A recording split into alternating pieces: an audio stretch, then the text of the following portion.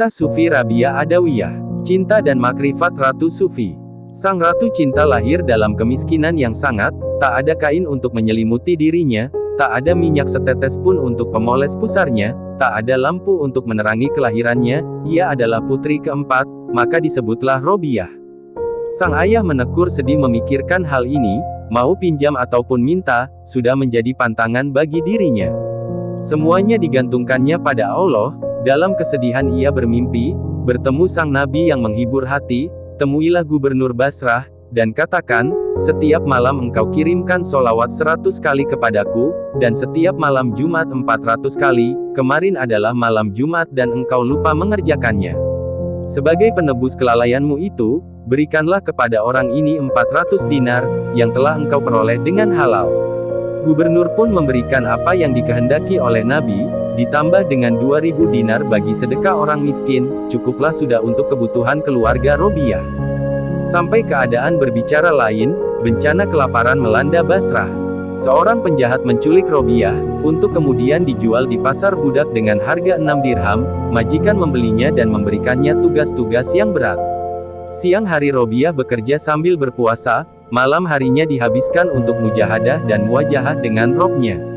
Kedekatan beralih menuju keakroban membawanya kepada kerinduan dan kerinduan telah mengantarkannya pada cintanya pada Tuhannya. Aku adalah miliknya, aku hidup di bawah naungannya, aku lepaskan segala sesuatu yang telah kuperoleh kepadanya. Aku telah mengenalnya, sebab aku menghayati.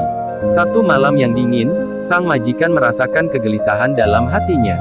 Maka ia pun berjalan ke belakang rumah, memeriksa sekelilingnya, memeriksa kunci-kunci rumahnya.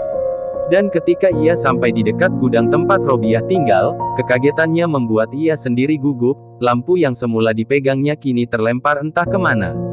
Bagaimana tidak, ketika ia melongokkan kepalanya ke dalam ruang tempat Robiah beristirahat, ia sedang melihat Robiah menjalankan sholat, dan di atasnya tampak cahaya yang terang benderang. Bukan lampu, sebab cahaya itu tidak bergantung kepada suatu apapun.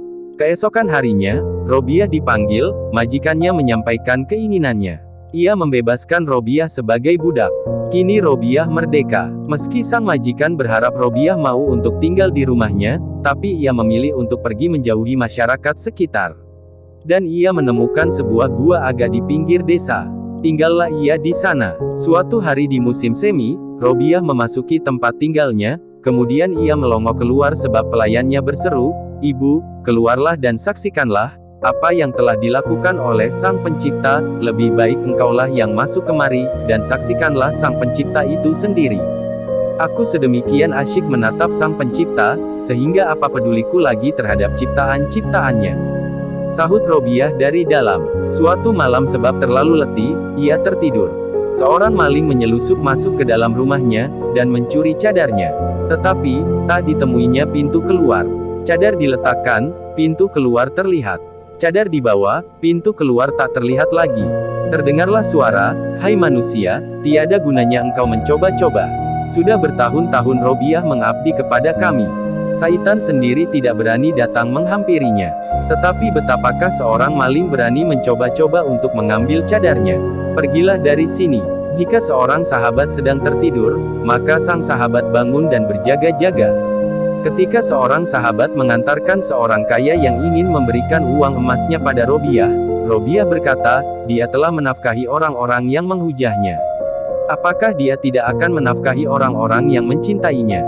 Sejak aku mengenalnya, aku telah berpaling dari manusia ciptaannya. Aku tidak tahu apakah kekayaan seseorang itu halal atau tidak, maka betapakah aku dapat menerima pemberiannya.